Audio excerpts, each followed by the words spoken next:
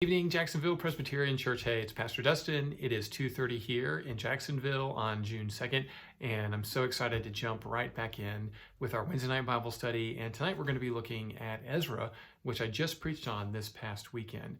Before we jump in, grab your Bible, open it up, maybe get a pen and your journal out, and get ready to take some notes as we do a deep dive into the book of Ezra. But before we do, just a couple of quick housekeeping items, just a couple of quick announcements to make sure they're staying on your radar. First off, we have Vacation Bible School on our campus here in just a few weeks. We really need volunteers. We need people to help. We need the word to get out to any kids in our community. So if you have kids or grandkids, please have them register online on our website, or if you are wanting to volunteer, look in the weekly e-news this week or the church app, and you can register and help out Joy as she tries to pull off a really incredible VBS for our community. So there's all kind of ways to get plugged in. Please consider serving alongside Joy because she really needs the help. Also, second thing that's pretty exciting is our new director of discipleship and missions is going to be here. I think today is the day he has moved back to the Rogue Valley, and he will be at church on Sunday. Now, he's not going to be preaching on Sunday. We're going to give him a few weeks before we put him in the pulpit. But this weekend, we get to look forward to Dave Fennell preaching on his favorite book in the Old Testament, Nehemiah. So Dave is going to give a great sermon on challenging us to influence those in our sphere of influence. So Dave's preaching this weekend. I'm preaching after Dave the following weekend. And then Scott will be preaching his first sermon on the book of Job, I think on June 20th. And then pretty much through the rest of the summer, I'm scheduled to preach. So I've had some questions about why I've been in and out so much. Some of the past couple of weeks, I've just been sick. And then some of it is just, it was scheduled out well in advance. So just know that there's going to be a couple more guest preachers, but over the summer, I'll be preaching most of the time. And lastly, if you're not joining us for the Ephraim CoOp every week and every morning, I'd really encourage you to download that app, open it back up, and start reading through it. We're going through Ezra in the CoOp, just like we read about it we studied it in this past Sunday, and now we're studying it tonight. So it's a really great immersive way to really get to know these books. And all of those three different things are really engaging the book of Ezra a little differently. You know, the sermon is more about what is the message of Ezra and how do I need to apply it to my life? This Bible study on Wednesday nights is a little bit of application, but more maybe what you're curious to know about the background of the book and the nitty-gritty details. And then the CoOp, the way it uses the book of Ezra, is it trains us to put our hopes and our fears and our concerns and longings really before the Lord. Like, here's where we are in our hearts, Lord.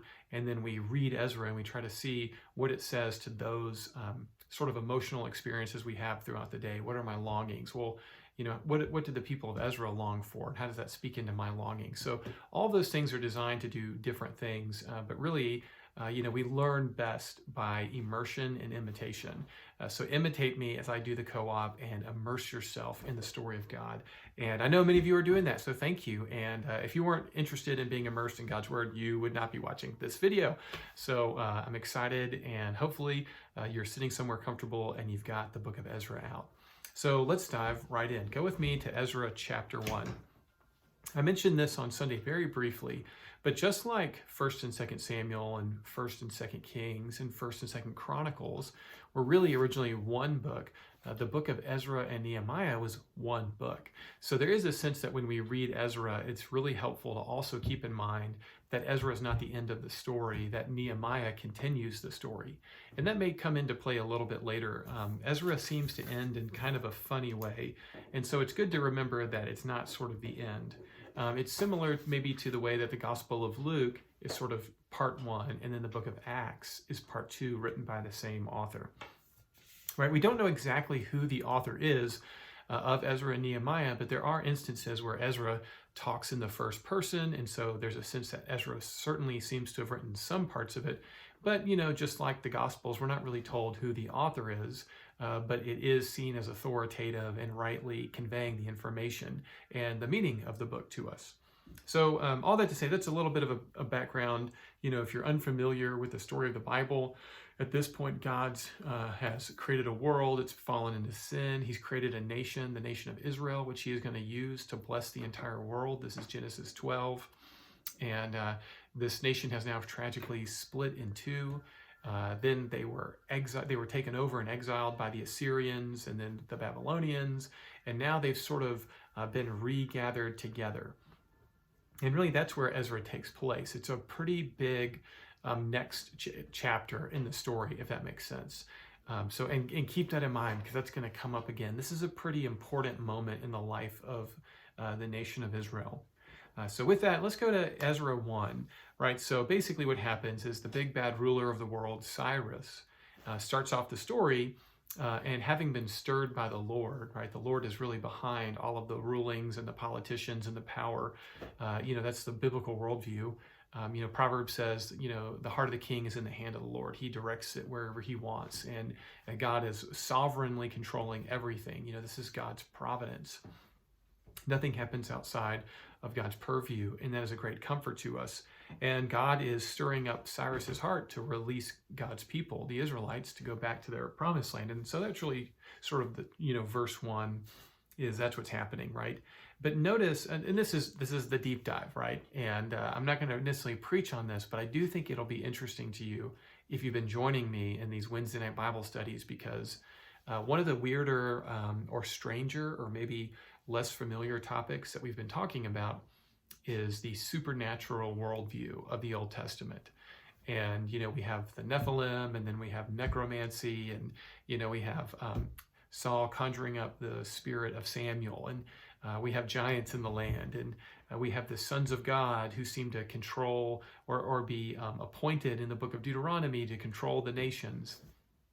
And a lot of times, I think as Christians, we ignore these sort of spiritual, angelic, or even demonic aspects of the Bible because honestly, we don't know what to do with it. And if anything, we associate it with weirdos who maybe take it too far, you know what I mean? And so we are kind of stuck. We know it's there, but we don't really know what to do with it. Well, I think what we're seeing here in Ezra chapter 1, especially in Cyrus's opening letter, is we're getting a better, more clear picture of how people during the time of the Bible would have seen the world, okay? And what I mean by that is if you read Cyrus's letter, starting in verse 2, I think through 4, you can get the impression maybe that Cyrus has become a believer in the Lord, that he loves the Lord, that he sees him as the only God. But I'm not really sure that that's quite accurate, because the common belief at this time was sort of a pluralistic worldview, meaning that that you may have your religion, someone else has their religion. They're all sort of like fundamentally similar, but they're generally the same.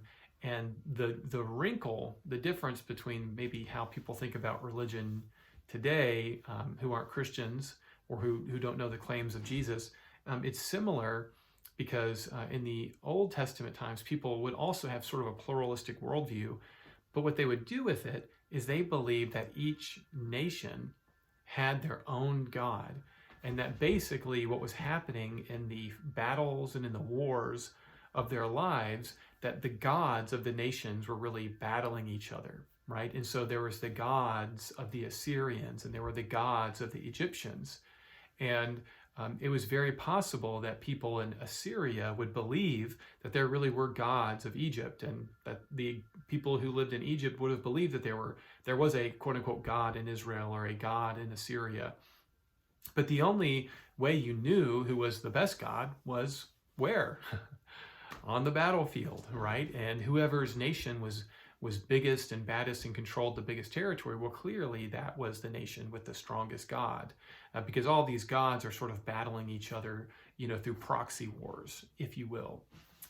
This comes to Israelites in a somewhat different way, though. When you get into the book of Deuteronomy, and believe it is the Song of Moses. I think this is Deuteronomy 32 or maybe 38. In the Song of Moses, he talks about how at the Tower of Babel, when God, destroys the Tower of Babel, scatters the peoples, it says he disinherits the nations, and he puts a son of God, a sort of principality, to use a New Testament term, in charge of all of the nations. And these could be sort of angelic beings that were controlling the nations. But the Lord says, but my people, my land is the land of Israel. And so Israelites would have believed there's only one true God, right? Only one capital G God who rules. His name is Yahweh. He's the God of Israel. But that doesn't mean that they thought that all of the other gods were just totally fake and made up and had no power. Instead, they would have seen a categorical difference, that they were those gods were created by the one true God, and they weren't like any of the other gods. The Bible Project video is very helpful if you go back and you watch the video in the show notes where they talk about this. But essentially, I'm not suggesting that the Israelites were polytheistic. They didn't believe in multiple gods, but they did believe that each nation had some kind of divine or angelic, whatever you want to call, spiritual entity that sort of ruled over that, and they were opposed to God. Well, that is similar to how Cyrus also sees the world. He can believe that there is a God called Yahweh, who is the God of heaven, that's his title, and he reigns in the land of Israel. And so for Cyrus, it would be totally possible for him to worship all of the other gods and also to worship the God of Israel, because he would have seen them all sort of maybe on the same level. And this becomes a sticking issue when we get to the rebuilding of the temple. Is that a valid way of looking at faith and who God is? Is he just one of many gods? No, and that's what the Israelites, that's their unique contribution, right? Is they believe that there really is only one God who's worthy of praise, and we shouldn't worship any of these other gods.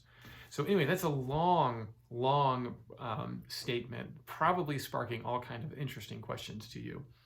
But I think I want you to kind of get into Cyrus's head, right? He can say he believes that there's a God in Israel, but does that really mean he worships that as the only God? For an example of this, if you go back to the story of Naaman, the Syrian, he's a guy with leprosy, and I think he goes to Elisha and he gets healed. And he says that he's no longer going to worship the other gods. He's only going to worship the God of Israel. And that's where you see true conversion in the Old Testament. It's not just accepting the God of Israel, it's accepting him only. The Lord our God, the Lord is one. There's only one king, right? And it's the Lord. All right, so all that to say, that's a sort of regionalistic view that the New Testament carries through, right? And Jesus is doing battle against the rulers and the principalities of this world. So all that to say, deep dive into chapter 1, am I right? So if you go into chapter 2, this is genealogy in the first half, and sometimes we skip over these things. But I think the main thing to maybe sort of help frame it is right there. I think it's in, where's the verse? Yeah, verse 64. It says, this is chapter 2 now, the whole assembly was only 42,000. And we may think, man, that sounds like a lot of people. That's a pretty full, Major League Baseball stadium. But you have to remember how many hundreds of thousands of Israelites there were. And now this is pretty much it. We've only got 42,000, who are going at this time. So the people of God are greatly diminished. There's a remnant, but it's pretty small, right? Now, what's really sweet about chapter 2 to me, though, is when you read chapter 68, it talks about how some of the more wealthy families, maybe some people who had a little bit of money, not a whole lot, I mean, they were coming out of exile, they pulled their money together to start the financial process of rebuilding. And what I love about that is this was a free will offering. They had been given money by other people, they had been given money by Cyrus, but they knew themselves that part of following the Lord was making a personal sacrifice to see his temple rebuilt. And so we see that sort of theme of generosity to the Lord and the beauty of a free will offering. No one was twisting their arms. It was a free will offering. I just got done writing up a little statement on the history of our church, and it struck me just how beautiful it was, how the church built the historic church back in the 1870s and 80s, and it's beautiful reading about Cornelius Beekman and how, he's the banker, and he's the guy on the Wells Fargo logo and, one of the founding fathers of Jacksonville, but how committed he was to seeing our church thrive. He provided the property that the historic church was built on. He gave of his personal funds, and he even actually bought the church bell that rings every Sunday morning. And, he used to move the gold from Jacksonville down to Wairika.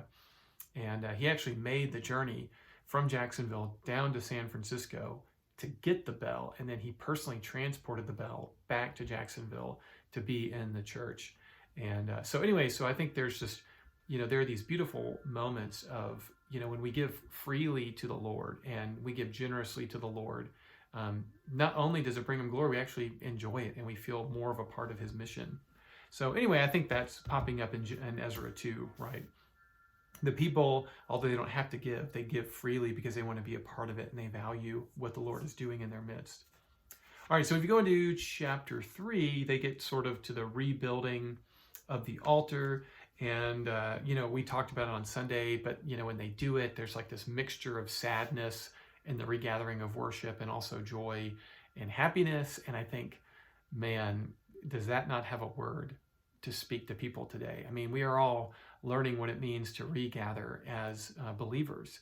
And we've gone through some trauma.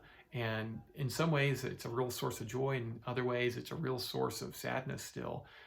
But I think the main thing that I want you to take away from chapter 3 is notice that as soon as they get back to town, they get back to worship.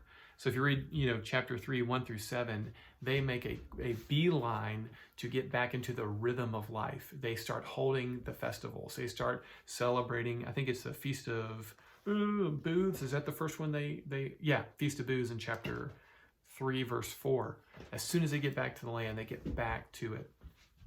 And I think, when I see that, what resonates with me is what God wants his people to do is they're coming back from, exile and they're regathering for worship.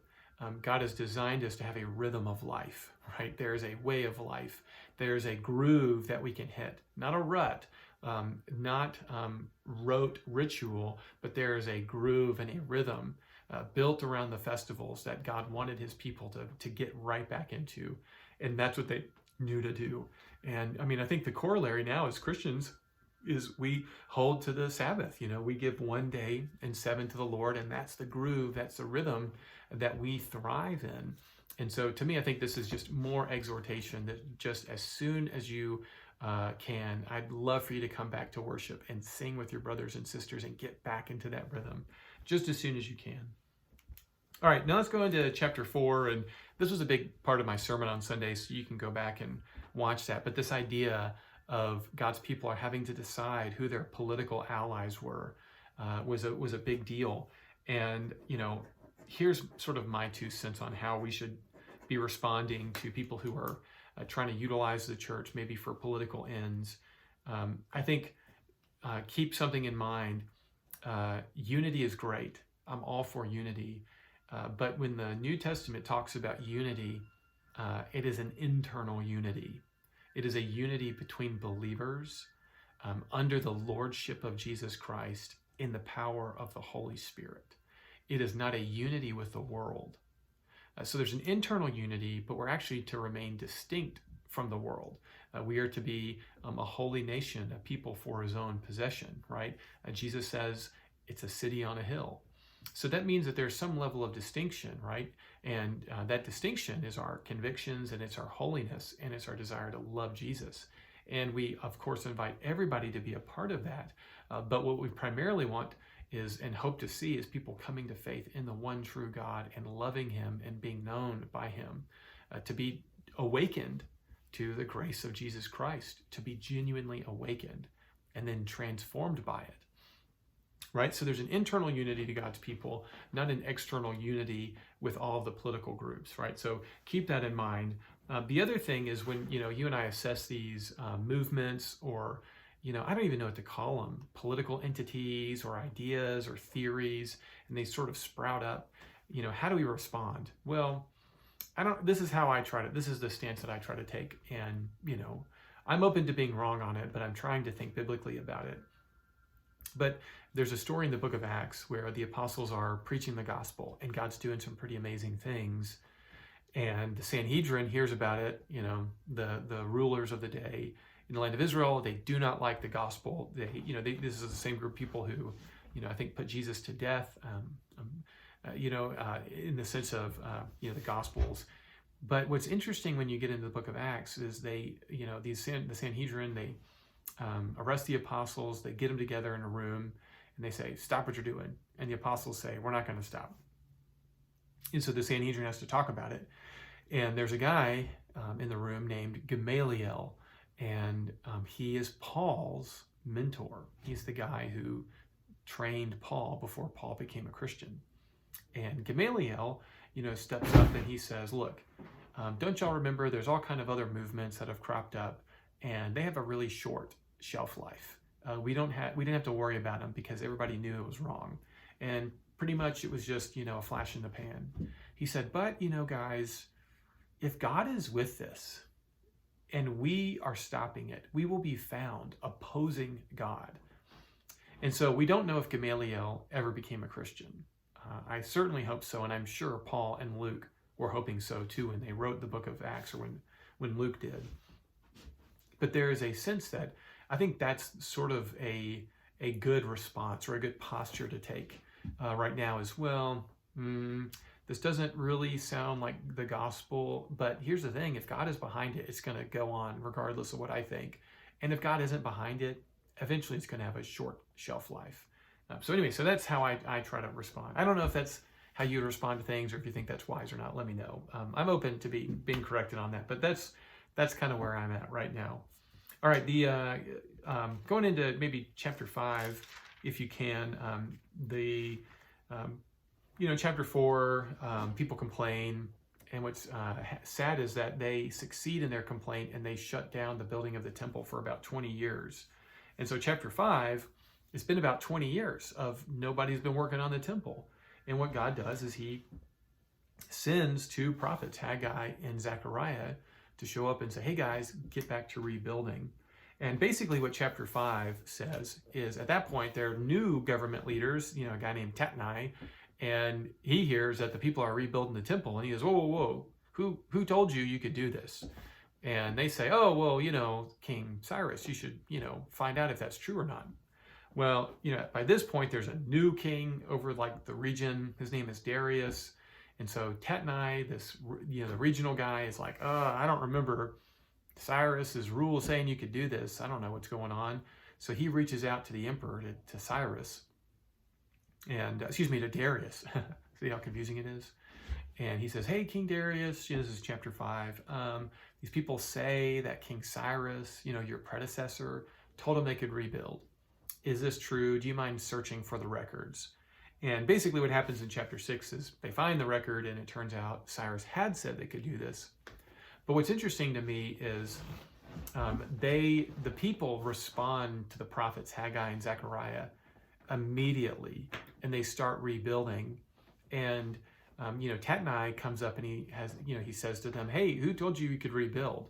And they say, well, there was a deeper law that was always in effect, which is Cyrus's edict. And so that's what we're following. And I just think that's very interesting that the people, as soon as they feel like it's the time to regather for worship, at the prompting of the prophets, they do. And Tatnai comes along and says, hey, who told you could do this? And they basically say, well, there's a deeper law. King Cyrus said we could. They don't mention, well, also, the guy, Artaxerxes that said we couldn't. So I think there's a little bit of shrewdness to that response. Wouldn't you say that they appeal to a deeper law that allows them to regather? But the real emphasis is on the prophets telling them to do it. So they're commended for doing this. This is the right thing to do. They're listening to the prophets.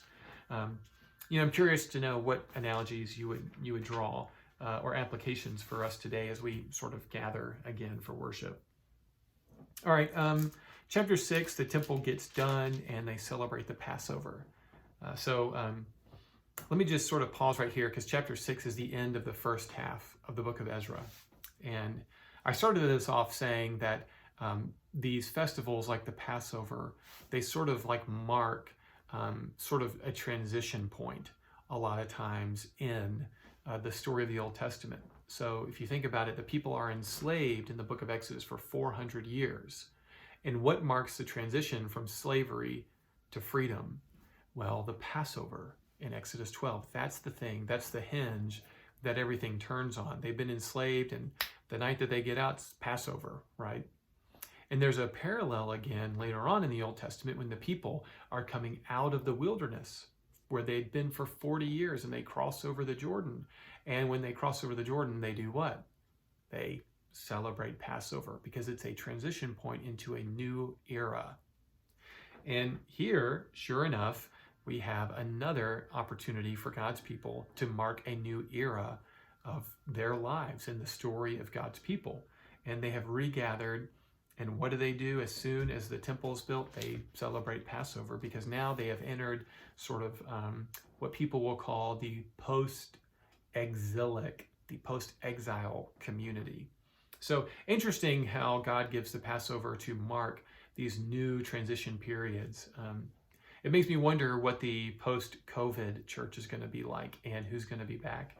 I've been reading some articles on it, and it's pretty fascinating. If you're curious, I'll send it to you. But I don't want to compare COVID to the exile, but there is those applications, right, where this is a transition point, and where are we going? Well, the good news, of course, is that we are going to follow the mission of God, and that's the heart of our church. And the word is there, and the mission is clear. And God has given us the prophets in the New Testament, just like He's given us Haggai and Zechariah. Okay, so that's pretty much Ezra 1 through 6, sort of chapter by chapter. I think how you could read each chapter and maybe mine something from it. Chapters 7 through 10 introduce us to the guy who's named after the book is named after him, Ezra. Ezra shows up in chapter 7. He really loves God's law. But what's interesting about Ezra is he's seen as this awesome leader, but he really struggles to find what he needs. That's a pretty common theme in Ezra's life, is that they're looking for things and they're having to scrounge people together. So the chapters 1 through 6, only 42,000 come. Several decades go by, and now Ezra is bringing another group of people with him to sort of bolster it. And Ezra is sort of going to be in charge, if you will, but he's struggling to get all the people who he really needs. It kind of reminds me right now, we have several church positions open that we're trying to fill, and we just can't find it for whatever reason. We're struggling to find the people. So if you know anybody who wants to be the assistant kids director, please email us, because we need a high energy person who can love children. And but I resonate with, I'm reading Ezra, and they're like, they can't find anybody who knows how to do the Levitical priesthood right. And I'm like, I know, right? The post-COVID world, we can't find the workers that we need. And I don't even believe that's limited to the church. I think that's actually true in a lot of cases. But God provides just what they need, right? And that's the hope of the believer, is just when we need something, God will provide.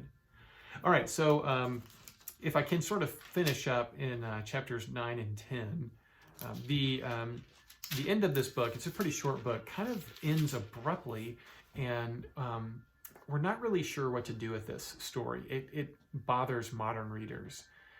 So keep in mind, again, as you think about Ezra having to confront people about intermarriage, two things. One, remember, this is not the end of the story, right? Nehemiah continues this story. So remember, this was originally one story, so I think you would read it a little differently if you remember that. It's not just like, this is the end. We continue into Nehemiah. The author continues. But really, the key question is, what do we do with the fact that Ezra finds out that men in Israel had been marrying people who were not Israelite ethnically, and also didn't worship the one true God? Well, this goes back to what I was saying earlier, that there is a worldview that people share where, yeah, I can worship Yahweh just like I can worship Baal, or just like I worship Dagon, or just like I worship this other God, just like I worship the gods of, my region. And that is not an acceptable worldview for the believer. We believe in one true God. And the practices of the other gods were evil. Part of what got the people exiled out of the promised land in the first place, according to Jeremiah, is they were doing things that God said didn't even enter into his mind that they would do. They were sacrificing their children to the gods, and God says he hates that. So all that to say, When you read chapters 9 and 10, remember this, it is not about race. It may seem like that at the beginning, but remember all of the women and important women in the Old Testament up until this point who were not ethnically Jewish. I mean, Ruth was David's great-great-grandma, and she was from Ammon. Tamar, the wife of Judah, comes not from an Israeli background, not from a Jewish background. And I could keep going, but there's a lot of examples where key women, Rahab, key women are not ethnically Jewish, but they do serve and love the one true God. So when we read Ezra 9 and 10, it's a worship problem, not a skin color problem. And this is their shorthand way of saying that these people don't worship the one true God, and that they were trying to lead the people towards false worship. I mean, you get that in 9, verses 9:1. After this they had done, the officials approached me, the people of Israel and the priests and the Levites, haven't separated themselves from the people of the lands with their abominations, right? So there it is. It's not just that they were marrying people who weren't true to God and true to the faith. And so what Ezra does and what the people do is he calls a big meeting, and this is Ezra 10, and it's raining and all the people are there and they're miserable. And Ezra says, guys, don't you know that marrying people who don't worship the one true God, who are going to lead our hearts astray, who are going to teach our kids to worship other gods, that's what got us kicked out in the first place, and we need to not repeat the mistakes of the past. And the people say, you're right, let's figure this out. And so what they do is they set up a council of people who would interview these couples to find out, does the woman truly believe in the one true God? What's the nature of their relationship? And then unfortunately, some men are forced to leave their false worshiping, spouses. And there's a sense that almost surely that those council members were figuring out how to make sure that those women were provided for. And when divorce happened in the Old Testament day, which was not uncommon, it was almost always the women went back to their family members. And think about Ruth and Orpah in the book of Ruth. Orpah goes off and almost certainly gets remarried. Or think about Samson. Samson goes and he marries a Philistine, but then he doesn't really marry her. And so almost immediately she's married to another man, right? So these women would have gone away back to their lands where they worshipped. But how do we reconcile with this? Well, the New Testament teaches that if a believer now is married to an unbeliever, we shouldn't divorce them, because we have the gospel of Jesus that teaches us that we can be on mission and that we can love our spouses even when they don't worship the one true God, because who knows, maybe the Holy Spirit will work through us in loving our spouses. But all that to say, I think we have to frame this story not as necessarily a guide for how Christians should see marriage and divorce to unbelievers. 1 Corinthians 7 speaks to that now, but we should see it as, in the terms of the story of Ezra and Nehemiah, it should give us a pause that as great as it is to be back in the land, the people are still making the same mistakes. Their worship is back, but the temple's not great. There's people weeping at the regathering of worship. The men are still being seduced by all the same things. Have they really learned their lesson? Isn't there a deeper change that needs to happen in the hearts of men and women to really truly know and love God? And I think that sort of sense of, isn't there something more that can transform God's people, is the right way to see Ezra, because it points us to Jesus, who comes to transform us from the inside out by grace. And so we need something more than what they had in the time of Ezra. We need to know Jesus. And so Ezra is pointing us to why, even after God has brought the people back, he still has something better in store for them. And so they looked forward to the Messiah coming, just like we look back to his coming and we look forward to his return. So all that to say, that was a lot. That's more than I probably planned on sharing about Ezra. Hopefully that was interesting to you. Hopefully you were able to pause and take notes. If you have more questions about Ezra, I know this is maybe a harder book, honestly, to have done in the Old Testament, although it's short. I'd encourage you to email me and ask some questions. I'd encourage you to watch the videos below. The Bible Project does such a great job. And I will see you guys Sunday. And I hope you get excited about meeting Scott Madsen on Sunday as well. Okay, see you guys. Love you.